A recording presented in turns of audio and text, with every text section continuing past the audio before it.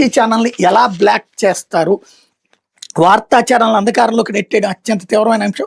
బాబు సర్కార్పై supreme court judge justice Narasimha ధర్మాసనం ఆగ్రహం. ఇది ముమ్మాటికి భావ ప్రకటన స్వేచ్ఛను హరించడమేనని మండిపాటు.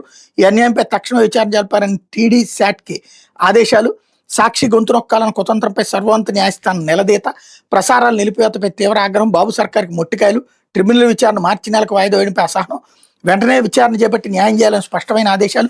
ప్రభుత్వం మారే కక్షగట్టారు. ఫైబర్ నెట్ అబద్ధాలు ఆడుతోంది. సాక్షి తరపు న్యాయవాది ముకుల్ రోహిత్గి వాదన.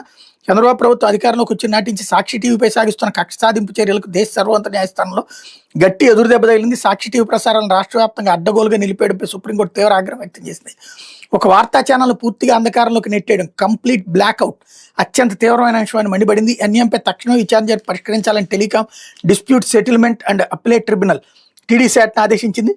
పూర్తిగా ప్రసారాలు నిలిపేసిన తరుణంలో ట్రిబ్యునల్ తదుపరి విచారణ వచ్చే ఏడాది మార్చి నెలకు వాయిదా వేయడాన్ని సుప్రీంకోర్టు తప్పుపట్టింది. పిటిషనర్ అభ్యర్థన మేరకు విచారణ ముందే ముగించాలని టీడీ శాట్ ఆదేశించింది. ఇది అత్యవసరమని భావ ప్రకటన స్వేచ్ఛకు సంబంధించిన అంశమని స్పష్టం చేసింది.